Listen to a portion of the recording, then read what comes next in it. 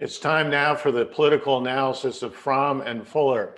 Al Fromm, former political advisor to President Bill Clinton, and Craig Fuller, former political advisor to both President Ronald Reagan and George H.W. Bush. Good afternoon, fellows. I just wanted to start with Craig, and both of you predicted a few weeks ago that Republicans in Congress would eventually get around to acknowledging Joe Biden's victory in November. And it's fairly certain that Biden and Vice President-elect Harris will take the oath of office on January 20th.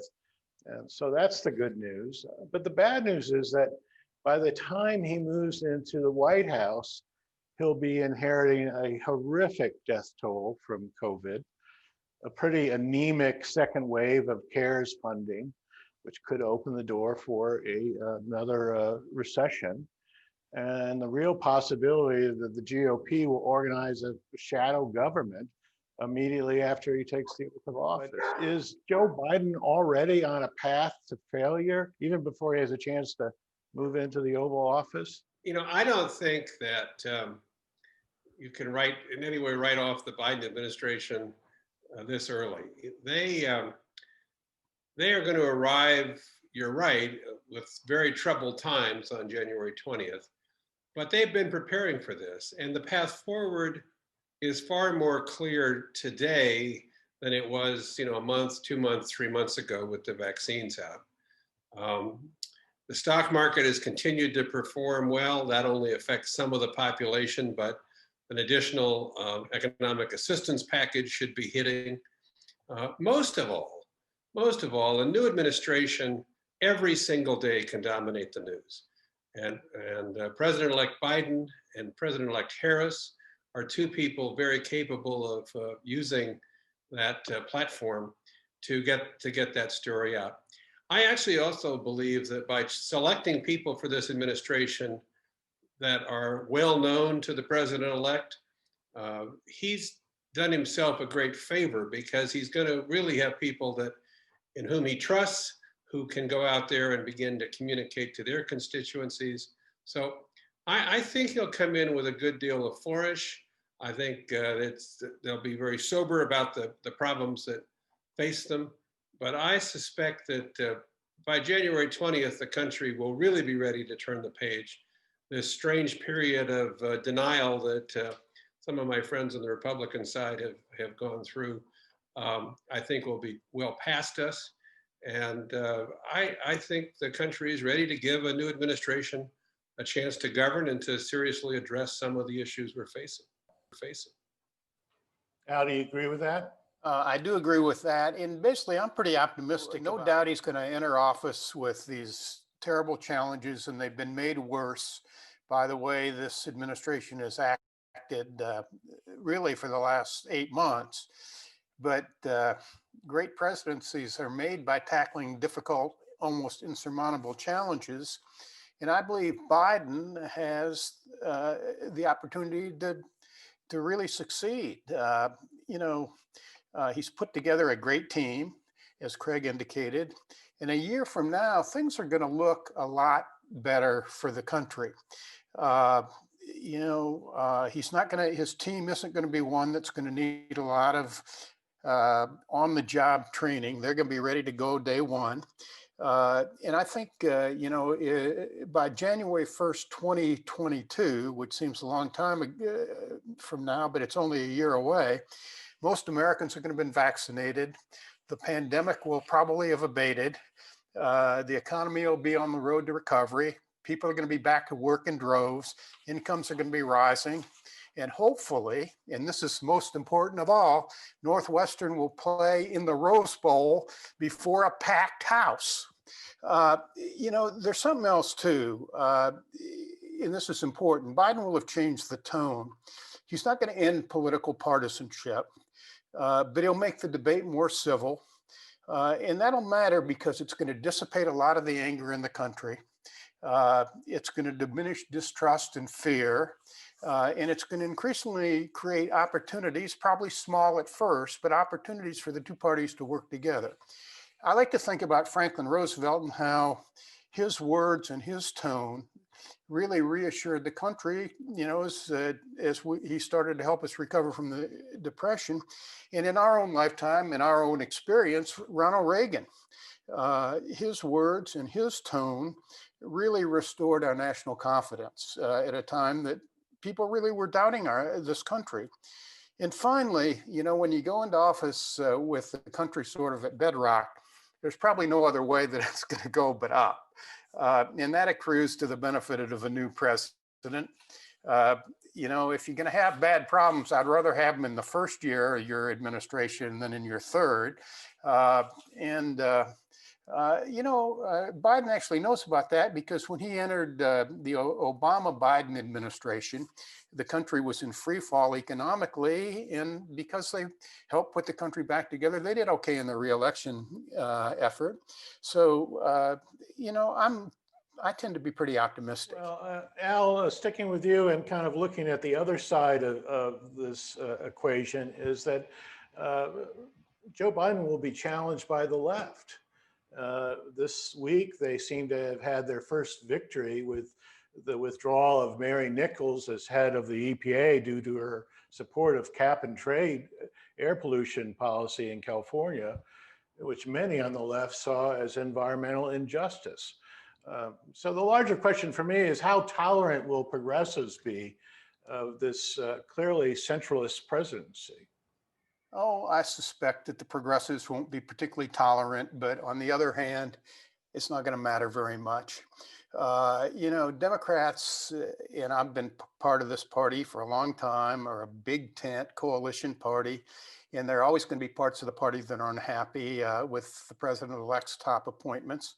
It always happens.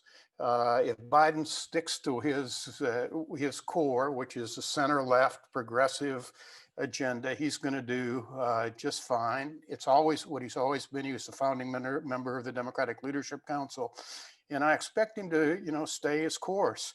There are going to be, particular cases during the transition. Nobody has anything to focus off during the transition but appointments. So they're going to scream and yell about some, and he may have to, make a move here or there to keep the party from blowing up during the transition. But, basically this issue is solved because the voters in the last year have twice decided on the course they want for the Democratic administration, the Biden administration. Elections, as Democrats have learned in the last 4 years, have consequences. And, first think about the Democratic primaries. If Democrats wanted Bernie Sanders or Elizabeth Warren to pick their cabinet, they would have nominated them, and they didn't. In fact, they crushed them. Biden crushed them, and he crushed them overwhelmingly because voters wanted his politics and not theirs. And then there was last month's general election. Joe Biden won overwhelmingly by 7 million votes. And Democrats didn't do so well down the ticket. We lost more than 10 seats in the House. I think it'll either be 11 or 12, 13 maybe. There are a couple still in doubt, believe it or not. We did a lot worse than we expected in the Senate. We lost a governorship. We expected to make gains in state legislatures and instead lost ground. And my analysis, and I've looked at these numbers very closely, and more important than mine, people who I really trust have looked at these numbers, and they say one of the reasons that we didn't do as well down ballot was because too many Democrats were identified by policies promoted by the left, like defunding the police in particular, and socialism. Those things don't play in large parts of the country. Now, do I expect the left of our party to bite its tongue? No, they never do. Twitter will remain on fire, but you got to be realistic. And for most Democrats and all Americans, the choice is between Biden's kind of center-left politics and Trump and the Republicans. So my view is that we'll hear some noise, but it won't be very consequential. But going back in history, Jimmy Carter to this day probably thinks that Ted Kennedy was the reason he did not win re-election.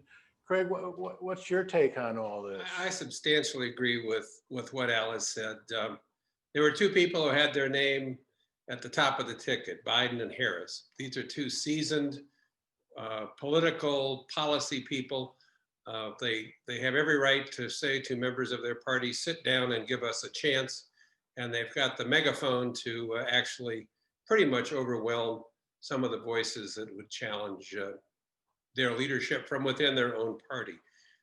I am not an analyst of the Democratic Party, but I do know what the dynamics are. And the dynamics are the president and the vice president and those they have brought around them are going to be the people that America focuses on and looks to for answers to some of the issues we're facing. And so voices raised from within the party to challenge them are likely, but they're not going to dominate. And then the second factor that comes into play is that before very long, people begin to look at what the situation is for these midterm elections. And there is nothing that gets the attention of elected officials in Washington like the threat of losing. And frankly, Republicans didn't do all that poorly in some of these congressional races and some of these local races. They certainly did well enough to pose a threat in the midterm elections when the party in power in the White House traditionally loses seats. And so to believe that a faction of the party that tended to be losing some of the seats is going to play a role in somehow derailing the Biden-Harris train is, to me, a bit spurious. And I think that we went through this also in the Reagan administration with people who elected Ronald Reagan that thought a very tough far-right social agenda was now going to be front and center for the American people. And honestly, we kind of kept saying, it's coming, it's coming, it's coming for about 8 years, because those kinds of issues that separate and divide people make it so much more difficult to bring people together on infrastructure questions and foreign policy issues and economic issues. And my guess is that Biden, who's as skilled at this as anybody out there today, is going to set an agenda that listens to and takes into consideration all elements of his party, while he then pushes an agenda that's important for the country. We'll have to leave it there. Craig Fuller, Al Fromm, thanks so much. See you next time.